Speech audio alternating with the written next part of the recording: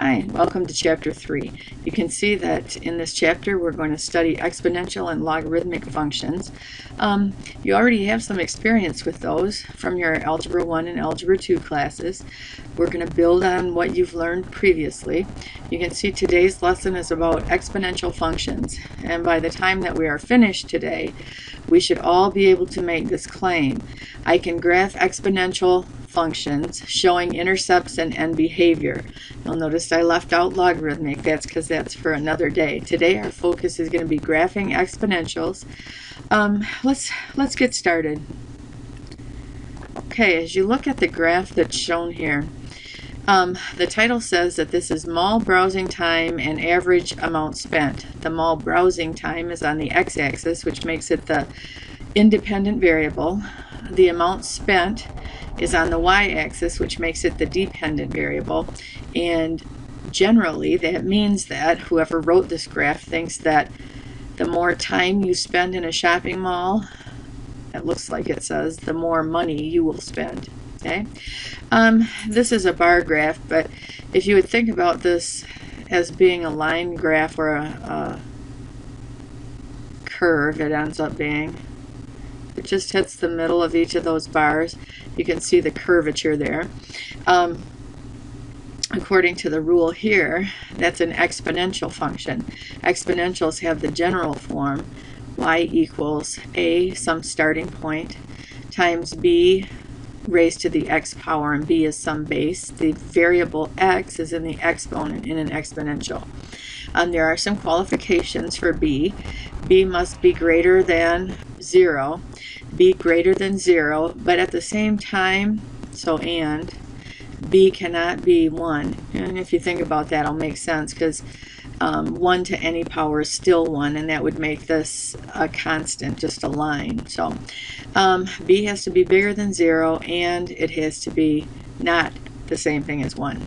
It has this qualification: it must be a real number, so x is real. And those are the qualifications for an exponential equation. The exponential that fits this data pattern, stated this way: 42.2 times 1.56 to the xth power, will tell us the dollars that you'd spend. So how much money you'd spend if you spend X hours at the mall.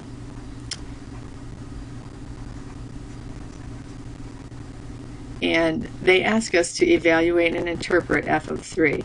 You know, that just means filling in a 3 wherever x appears here. So f of 3 is 42.2 times 1.56 raised to the third power. And I don't know that right off the bat, but I can find it over here. 42.2 times 1.56 raised to the third. Make sure I have it entered right. I think I do. 160.21 if we rounded. That's the value, or the approximate value, for f at 3. The interpretation: if you spend 3 hours in the mall, you'll spend on the average $160.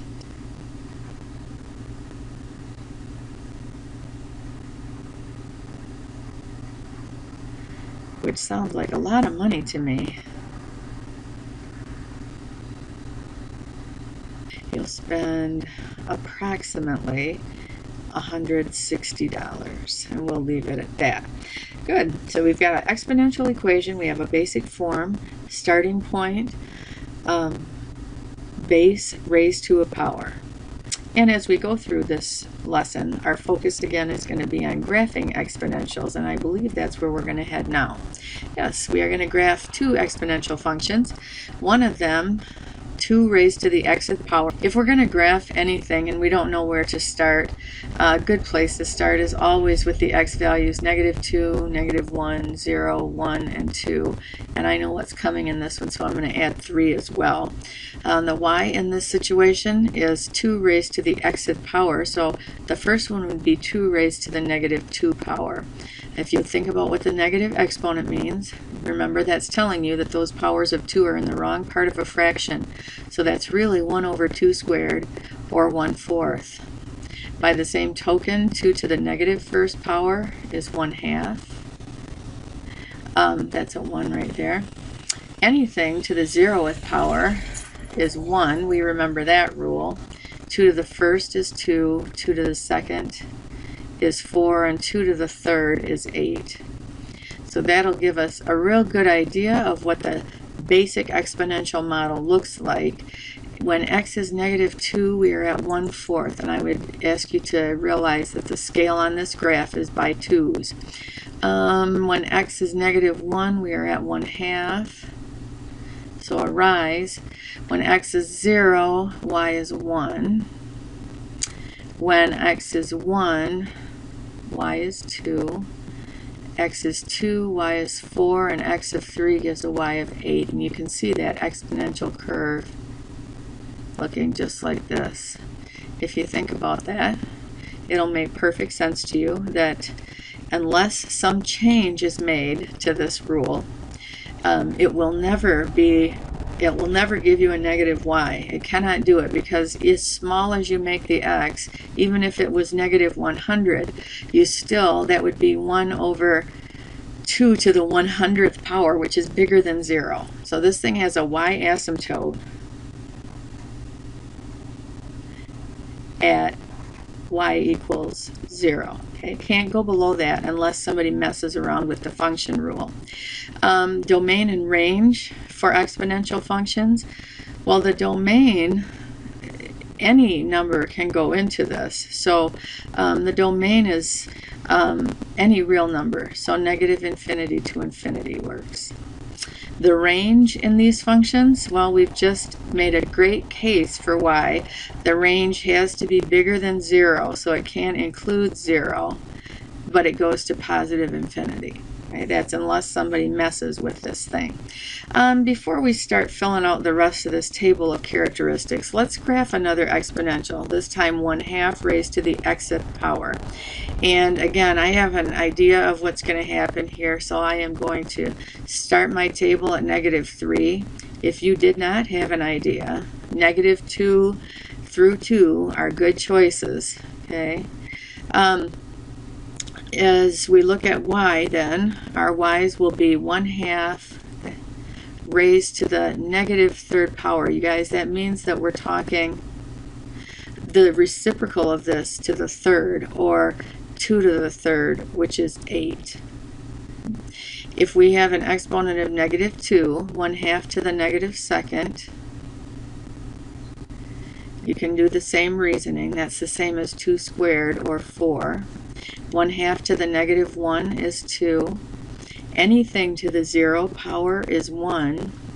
If we use 1 as the exponent here, 1/2 to the first power is 1/2.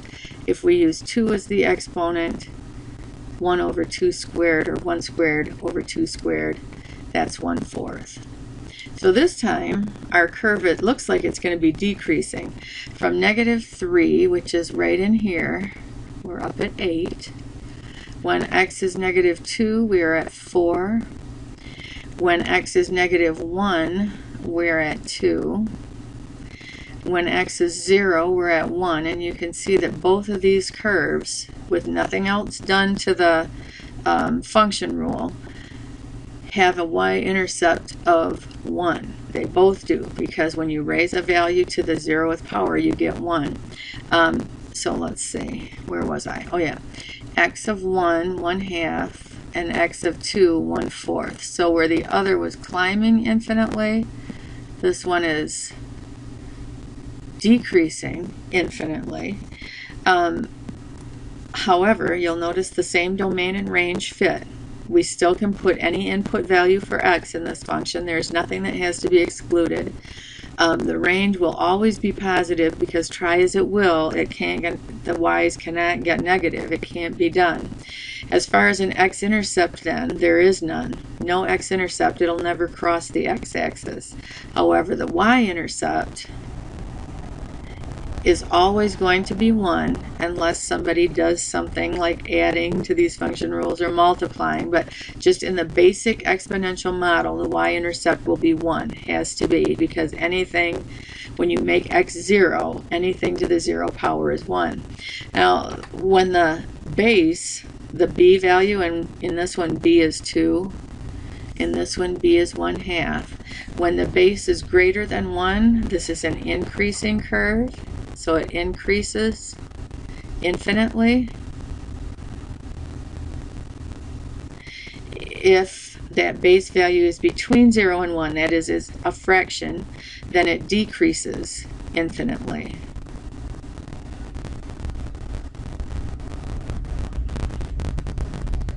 All right, and that's just a brush up, a reminder of what you already know about exponential functions. Let's go on. We want to talk a little bit about transforming exponentials. They work the same way. No matter what kind of function we talk about, if we think about it, the transformation rules will always be the same for those. Just looking at these rules, I see adding and subtracting here, and that means that these 4 are all going to be about translating or sliding. Translation. Here we are negating either the entire function or the variable, and that makes it a reflection. So these rules are reflection rules. Here we have multiplication of either the entire function or of the exponent part of it, and those guys will be dilation or size change effects. To investigate these further, we'll remind you of what you already know. If we take the regular function, say 2 to the x, and add a constant to it, that's going to move it up. Okay, it shifts up c units on the y-axis. If we subtract, that means it goes down c units. Subtractions and additions are translations, and when it's just a constant taken away or added to the entire function rule, that's an up or down movement. When the variable has something either added or subtracted, that's left or right. And if you'll recall, this says x plus c. Left and right movement is the opposite of what you would expect, so this will move the function or shift it left c units. It goes in the negative direction, which seems kind of backward to us. X minus c will move it right c units. And when I say move it, what I'm talking about is any particular point. If you pick a point on this function and you do something like this to it, that tells you where that point will end up, from where it was originally to where it will end up. The reflection rules, you'll recall, if we negate the entire function, that's a reflection over the x-axis. And if it's the x or the variable that's negated, that reflects over the y-axis. As far as the dilation rules go, these are a little bit more complicated and quite frankly harder for me to remember. So I need to look at cases. There are 2 cases for each of these. When the multiplier is multiplying the entire function, like this one, this has to do with vertical change, up and down change. When the multiplier is in with the variable, that means we're talking about horizontal change. So we want to make that clear right from the get-go and say, now, nothing that we say here is brand new. We've looked at this before. There are 2 cases for each value of c. If c is greater than 1, or if c is between 0 and 1. Those are the 2 cases we have to look at.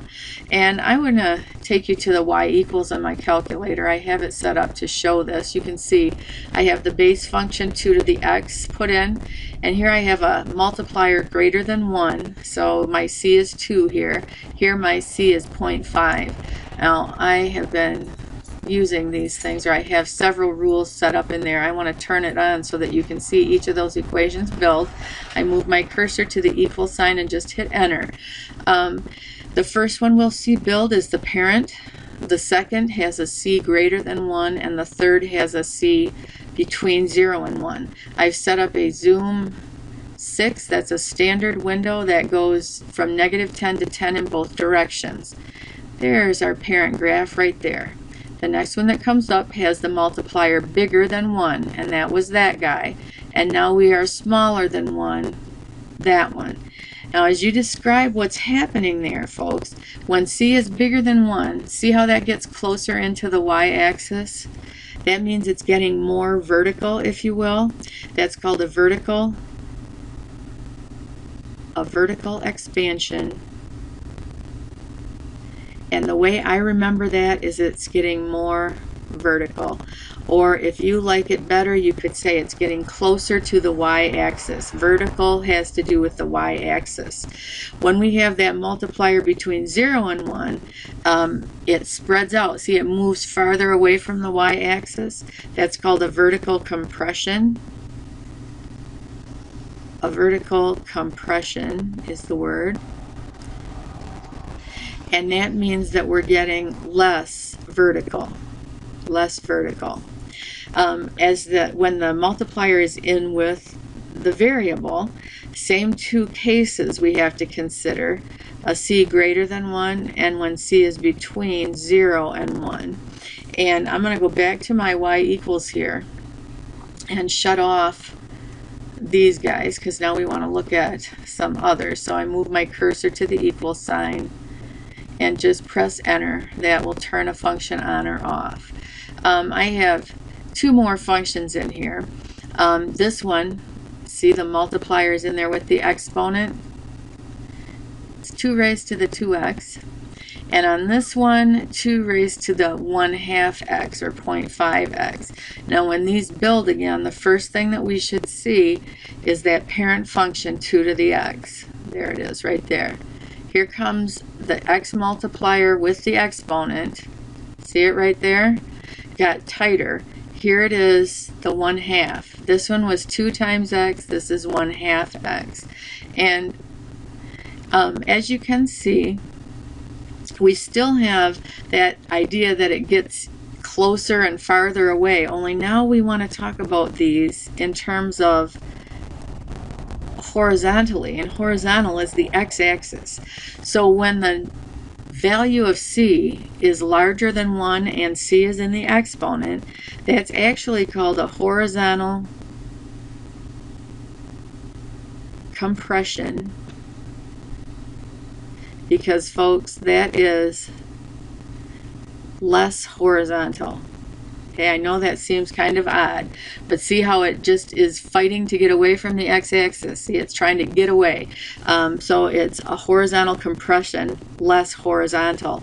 When C is between 0 and 1 on this curve, now we're talking about a horizontal expansion. Horizontal expansion,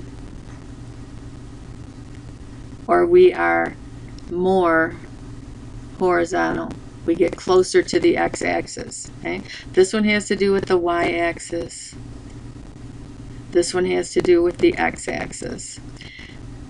All right, now these things, these transformation rules, they're not going to change regardless of what kind of function we look at.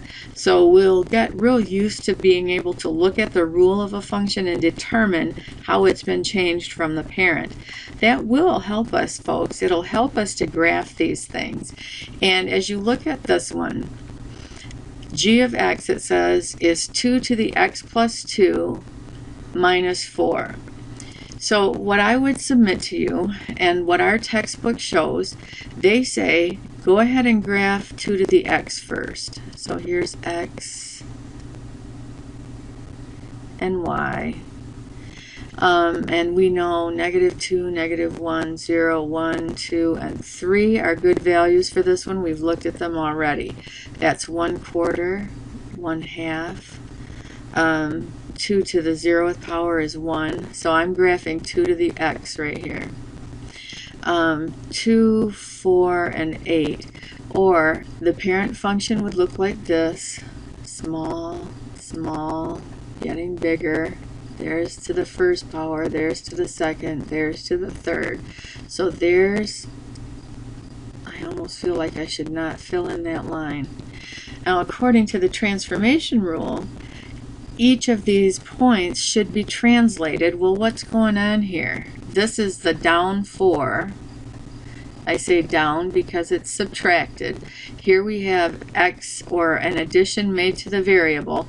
So this is a left or right. And which way is that going to go? If you have a plus there, very good, you guys. It's going the opposite of what you think. Left 2 and down 4. So if I take points from this curve, I'm going to change color to red, and take them left 2, down 4. So, and the scale here is 2 again. Left 2, down 4. That point that was the y-intercept just turned out being right there. This point is also going to make the shift left 2, down 4. This point, left 2, down 4. This point, left 2, down 4. And now I'm going to say we could do the same thing with these small points that are really hard to see, but you know what's happening there. So this one would be at real close and closer, and this function is actually the same thing as the parent. It's just all shifted, left 2 and down 4. The y asymptote here, by the way,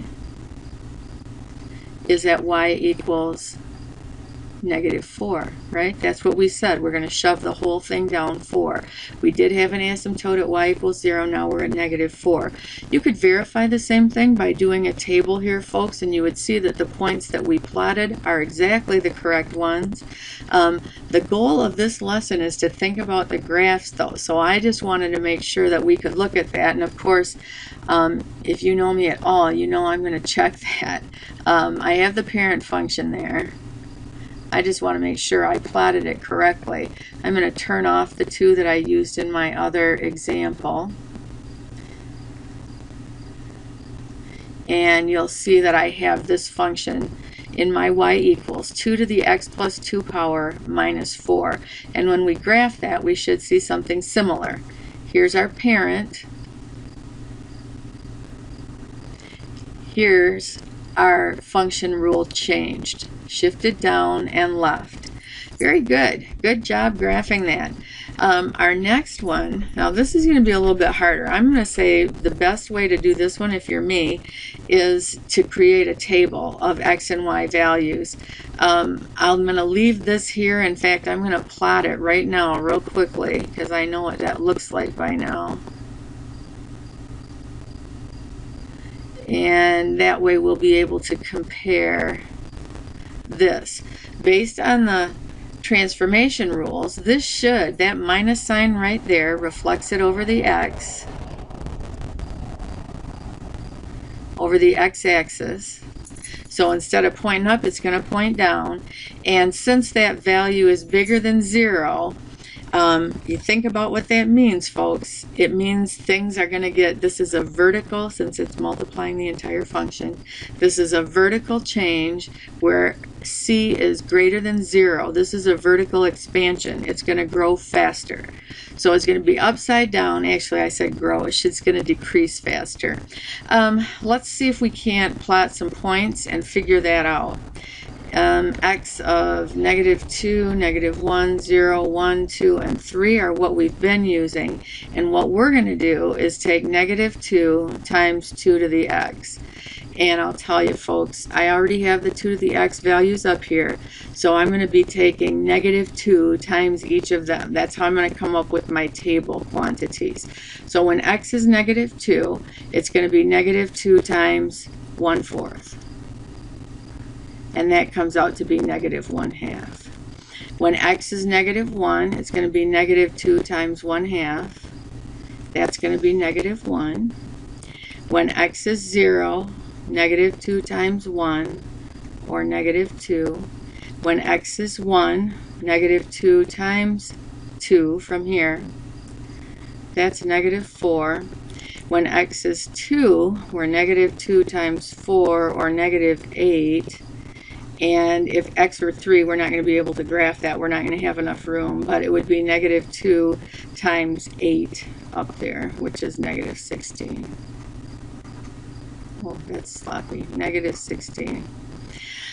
All right, let's see if we can plot this one. When x is negative 2, y is negative 1/2. So that's down in here somewhere. X of negative 1, we get negative 1. So we're right in the middle of that square. At 0, we're negative 2. At 1, we are negative 4. At 2, we're negative 8. And you can see we are getting there more quickly, aren't we? We had to get out to 3 to get to the 8 here. 2 to get to the 8 here. So our function is doing just what we suspected, folks. It has been reflected over the x-axis and it's closer to the y. That is, it grows or decreases faster. I should have written that up here. Reflected over the x-axis, the value of 2 there tells us that it's going to decrease faster. It's going to get closer to the y-axis more quickly. Good job. This one we were able to graph just by plotting points. This one would have been harder to graph by plotting points. I mean, essentially you did that anyway. You multiplied the point here by 2, so you did it essentially. But the table is definitely helpful there. Both ways are correct. Should we check that one in the calculator? Probably. So let's go down and we'll put that in. I love my calculator, if you haven't heard me say that before. I'm going to shut that one off and go down to the next function. Negative 2 times 2 raised to the xth power. Negative 2 times 2 to the x. And everything else is shut off. Let's see what we get. Here comes our parent function. Here comes our new function, going down and going down at a faster rate. You can see right there, it's closer to the y-axis down here at negative 10 than it was up here, right? Closer to the y-axis, more vertical, if you will. Good. That's a good exercise for us graphing today. Let's see what else we have. We wouldn't be doing the correct thing if we didn't also talk about the number e, which is the base of natural logarithms. Many apps, it says, have the irrational number e as their base. E is defined as, and folks, this was new for me, e is the product of 1 plus 1 over n to the nth power as n goes to infinity. So as n gets really big, 1 plus 1 over n raised to the nth goes to the number e. This says that we should use our calculator to estimate the value of e to 9 decimal places, and all scientific calculators should have an e key. On the TIs, it's the second function of the natural logarithm. See how it raises e to the something? You never use the value e without an exponent, and we just want to know e to the first. So I'm going to go back to my calculator and put a 1 in there, and e to the first is, according to this, around, this is e, and it's around 2.71828128. E is an irrational number, folks. That means it's non-ending, and never repeating. It looks like you might be getting some repetition here, but that goes away. If you keep going to more decimal places, this is not a repetitive pattern that keeps going. So it's non-ending and it doesn't repeat. That's what happens with irrational numbers. All right, the exponential function, it says f of x equals 1066e to the 0.042x models the gray wolf population of the Western Lakes X years after 1978. This says if the trend continues, project the gray wolf's population in this area in 2012. So let's see. by the way, this graph square does not go with this problem. So I'm going to just draw a little like that so that we're not confused by that. All right. We want to be 2012. So we need to know 2012. We need to know how many years have gone by. 2012 minus 1978. 12 minus 8 is 4, 34 years, right? Because we borrowed from that too. So we're 34 years. So we're looking for 1066 times e raised to the 0.042 times 34. That's what we want to know about. And our calculator will do that for us. 1066 times e, so second and natural log, and we want e raised to the 0.042 times 34. That's what we want to know, and this will tell us the number of gray wolves in the area of the Western Great Lakes in 2012.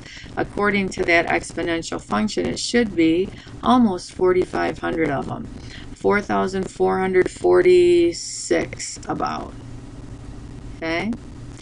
Many items of population growth are based on E, or models for population growth can be based on E. We'll see that over and over. In fact, it's one of the biggest applications for using E, population trend. This says that we should sketch the graph of e to the x power. So we want to take a look at the basic model. I'm going to go to my calculator, and I am going to put in there, so I'm going to clear out what's in there. Actually, I'm going to make sure I clear out the rest too, or at least shut them off. Yeah. And what we want to plot is e to the xth power. So e to the x. Now, you might be wondering why I went to the graph. I'm not just going to draw a squiggly line. Instead, I put that into my equation editor so that I can look at a table, because that'll give me some points to plot. In the TIs, to get to the table, second and table set is where I'm going. I'm going to have my table start at -2, because that's the way I do it usually. If I don't know anything else, I start at -2, and I want my table to go up by steps of 1. So to look at a table, it is second and graph. And now we'll just have a list of points that we can plot, and you can ignore that y to the y7. That's not part of this thing. When x is -2, y is about 0.13, so that's very, very small. When x is -1, it's about 0.4, close to 0.4, so it's growing. At 0, guess what? Y-intercept is 1. When x is 1, y is e, so 2.7, that's close to 3, right in there. When x is 2, we're at about 7.4, so 7.4 up in there. And then we get off my chart, because if x is 3, we're all the way up to 20, and we don't go that far. So e to the x is an exponential equation. The variable is in the x, and even though my graph looks sloppy, the y-intercept here would still be 0, because we haven't messed around with this function rule at all. It's an exponential whose base is e. Right? Very good. All right. Oh, we have an application. Compound interest, folks. And so if you studied logarithms in your Algebra 2 class, you will have some familiarity with this as well. Compound interest is interest that's paid on your principal balance. That's what you invested, plus and on previously paid interest. So you're earning interest on interest.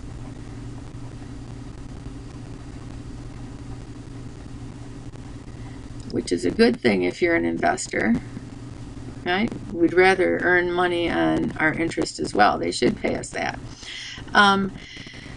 There are two ways for us to look at this compound interest formula, and the first one is when we're compounding by some number of periods per year, and n is the variable that stands for that.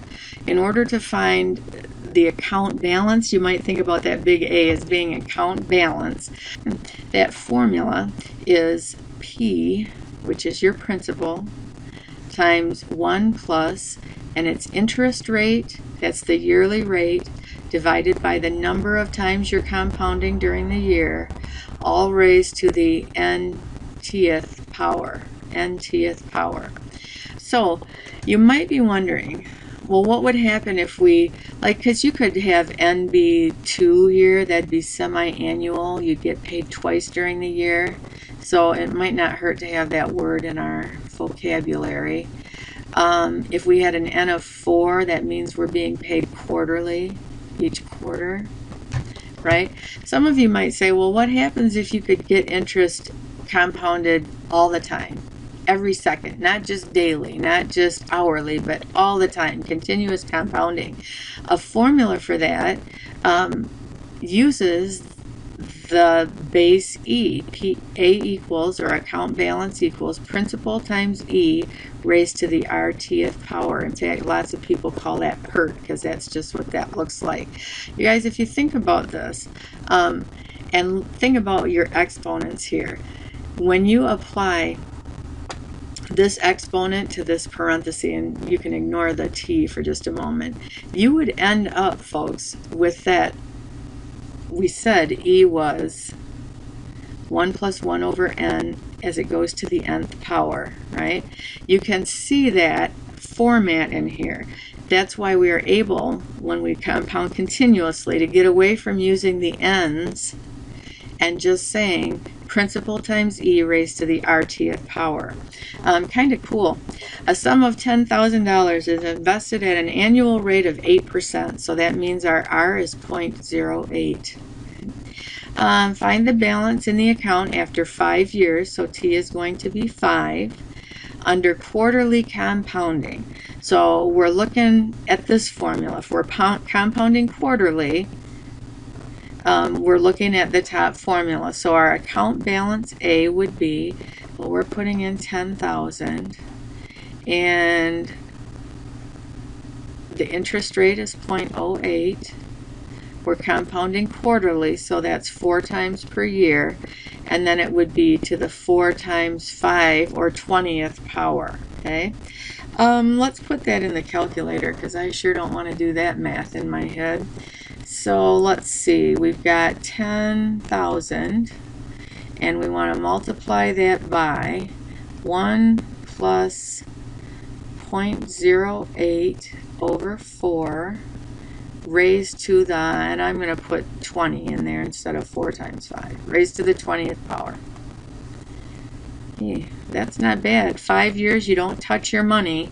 You'd end up with around $14,859.47 about. That's not bad. Continuous compounding, now if you think about it, that's compounding a lot more frequently. We should get more money. Let's check that out. That would be A equals, the principal is still 10,000, E raised to the rth power, R is 0.08, and the time is 5 years. 10,000 times E raised to, and we want 0.08 times 5. 0.08 times 5. Well, let's see. Oh yeah, it is more. It's around $14,918 and around 25 cents. So if we didn't touch our money at all and we just let interest compound continually, we'd end up with almost $5,000 in interest, which is kind of nice. You know, that's pretty good.